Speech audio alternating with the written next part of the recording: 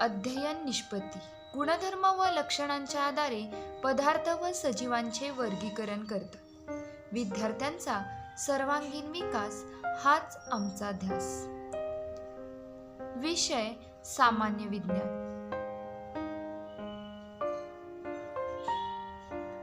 इयत्ता 7वी सामान्य विज्ञान सजीव सृष्टी, अनुकूलन व वर्गीकरण.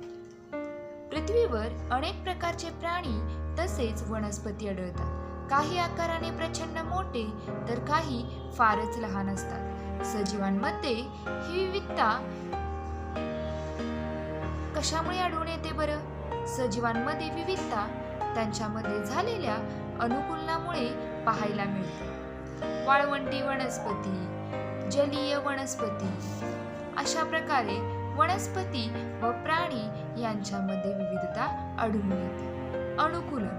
प्रत्येक सजीव ज्या परिसरात व वातावरणात राहतो त्याच्याशी जुळवून घेण्यासाठी त्याच्या शरीराच्या अवयवांमध्ये तसेच जीवन जगण्याच्या पद्धतीमध्ये कालानुरूप घडून आलेल्या बदलाला अनुकूलन असे म्हणतात. म्हणजेच सजीवांना पर्यावरणात टिकून राहण्यासाठी अनुकूलन घडून येत असते. बर्फाळ प्रदेशातील अस्वल, वाळवंटी प्रदेशातील उंट, कुरथडणारे प्राणी यांच्यामध्ये अनुकूलन झालेले पाहायला मिळते. काश्मीर सारख्या हिमप्रदेशात देवदार, पाईन असे सूचीपर्णी वृक्ष मोठ्या प्रमाणावर आढळतात. कारण अशा प्रदेशात हिमवृष्टी होत असते आणि या वनस्पतींमध्ये त्या प्रकारचे अनुकूलन झालेले असते.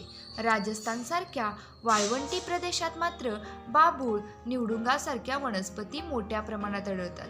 कारण या वनस्पतींमध्ये वाळवंटी प्रदेशामध्ये पावसाचे प्रमाण कमी असल्यामुळे झालेले अनुकूलन आढळून येते. या ठिकाणी वनस्पतींमधील अनुकूलन अभ्यासूया.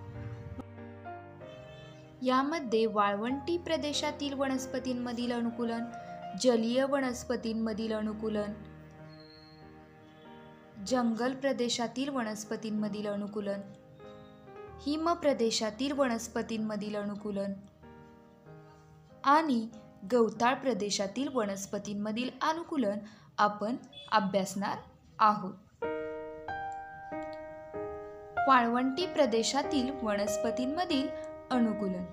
वाळवंटी वनस्पतींना पाने नसतात किंवा ती खूप बारीक सुईसारखी असतात किंवा त्यांचे काठ्यांमध्ये रूपांतर झालेले असते.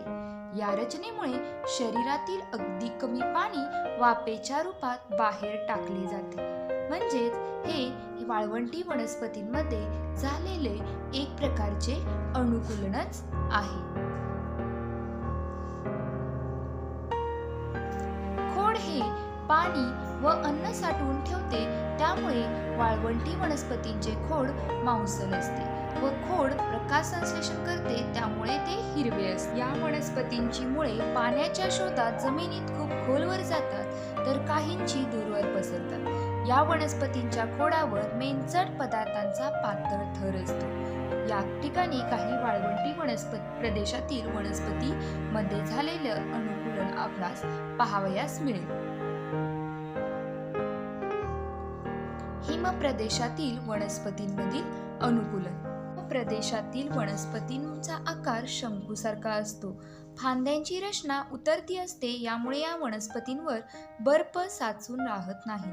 वनस्पतींची साल जाड असते, त्यामुळे त्या थंडीतही तग धरू शकतात. जंगल प्रदेशातील वनस्पतींमधील अनुकूलन.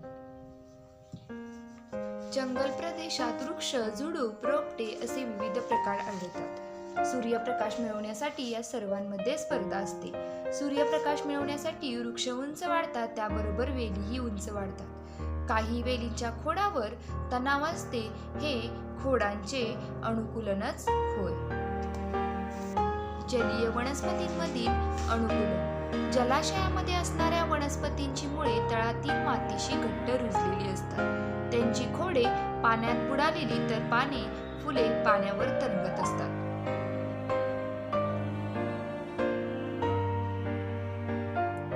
कमळ, जलपर्णी अशा विविध वनस्पतींची देठे मऊ, पोकळ व लवचिक असतात.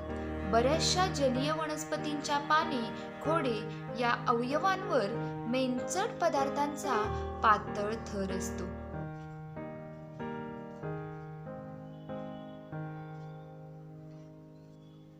काही वनस्पतींची पाने अरुंद रिबींसारखी पातळ असतात, त्यामुळे या वनस्पती पाण्याचा वेगवान प्रवाह सहन करू शकतात.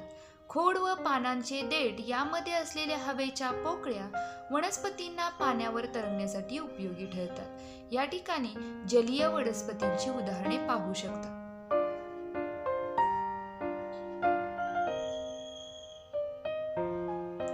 गवताळ प्रदेशातील वनस्पतींमधील अनुकूलन. गवताळ प्रदेशात मोठ्या प्रमाणावर खुरटी, झुडपे व गवताचे विविध प्रकार आढळतात. हे गवत तंतुमय मुळांमुळे जमिनीची धूप थांबवते. विषुवतीय प्रदेशात दाट जंगल असते, त्यामध्ये प्राणी लपून राहू शकतात. थंड प्रदेशात आढळणारे गवत उंचीने खुजे असते. गवताळ प्रदेश या ठिकाणी पाहू शकता.